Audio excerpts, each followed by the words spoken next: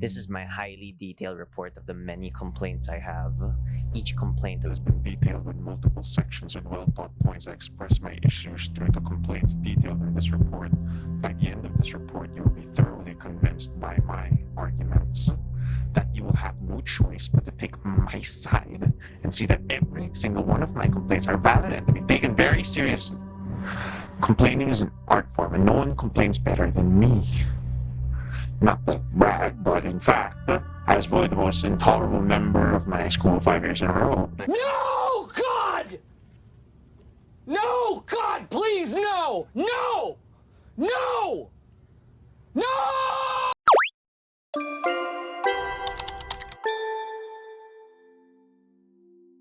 So, in between all of that, I'm pretty sure you started to zone out in between, want me to stop, and in all likelihood would have replied to me with the classic, "Yo, that's crazy!"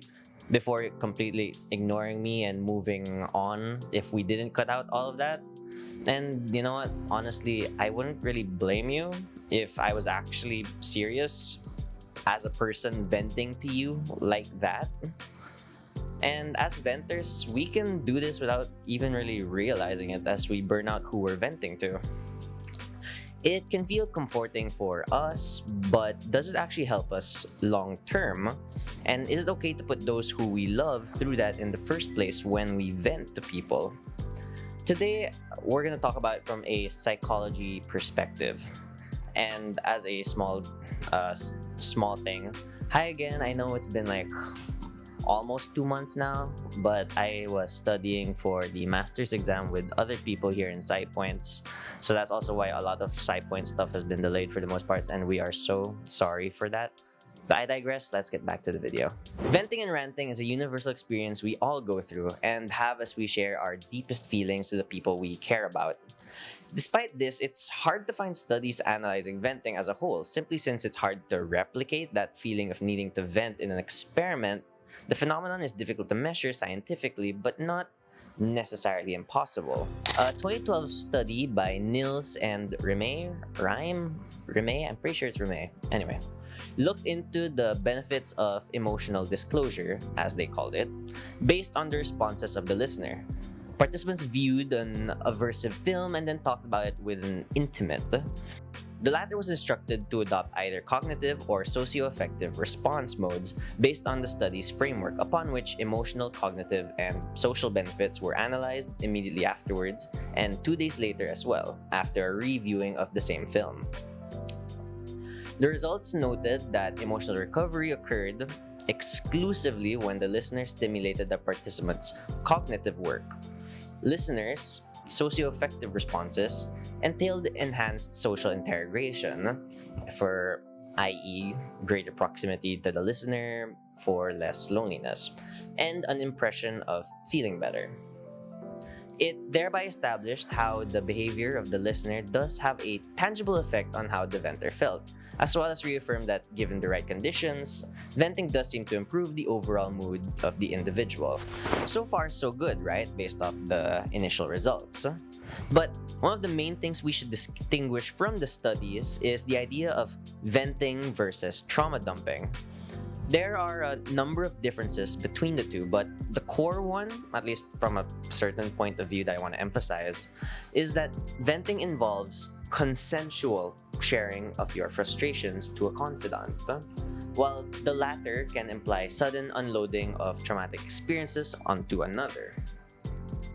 So, trauma dumping also does not insinuate any attempts or desire to improve or resolve the source of the issue, but is instead an outpouring of negativity that may provide temporary relief for the one doing the trauma dumping, but doesn't ultimately change anything long term for the better.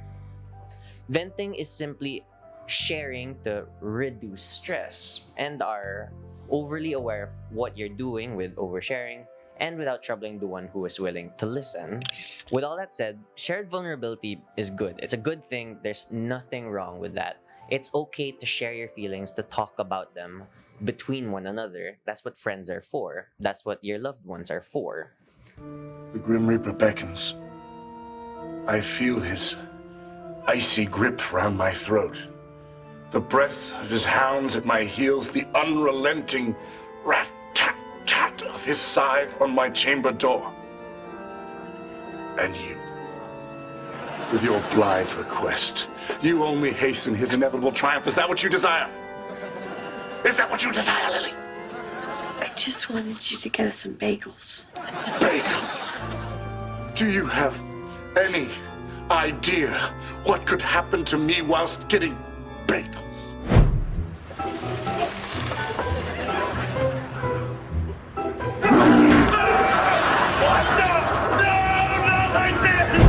Dumping, however, is, say it with me now, non-consensual. Before you let out all of your very heavy feelings, remember to ask first if it's okay to let it all out to someone from there. Once consent is then given, you can freely let out your emotions as you please. Hey Mom, can we jam on something that's been bugging me lately? All the guys in my class have already gotten their periods. I'm the last one not to! And as the person receiving the venting yourself, this is the stuff that I recommend to you personally instead. You have emotions too, so if you're asked if you can be vented to, you have just as much say in the matter to say no if needed, as long as you're respectful and you say your reasons and let them know why. It's completely okay to say no to someone as long as you eventually make sure to check on them, how they are, or to eventually actually let them do it just at a later time. It's all about communication. Remember, after the calming effect of venting, use the time from there to reflect and potentially find the solution to the situation that troubled you and your friend as well. You don't need to find a solution after doing it once, but trying to find ways to calm or change the situation makes it easier to avoid having to go through the same problem in the future. Now, despite all of these results, it's okay to let out your deepest and darkest feelings to someone if you trust them. Because we all need someone in our lives who's willing to do that. And it does make us stronger for if we truly listen to what they have to say back. And if for them, if we have something nice to say, it does help them become stronger too. Just remember that you should help make them stronger too, after all, and give that equal love to them as you listen to their problems back. The main takeaway I want you to leave with is to be fair to yourself by letting out these negative emotions as they come, and be considerate of others' feelings in between as they come to you as well. Alright, thank you guys so much for watching. I know this was a bit of a quick one, but just need to kind of stretch out the vocal cords and to really get back into all this PsyPoint stuff. So I'm ranting myself and venting now. But yeah, the master's test's really hard. I'm glad to be back, and I can't wait to start making videos more normally again for all of you. Thank you guys so much for watching. Please like and subscribe to the channel. And I hope to see what happens in the future more and more with all of you. I hope you all have a great day ahead.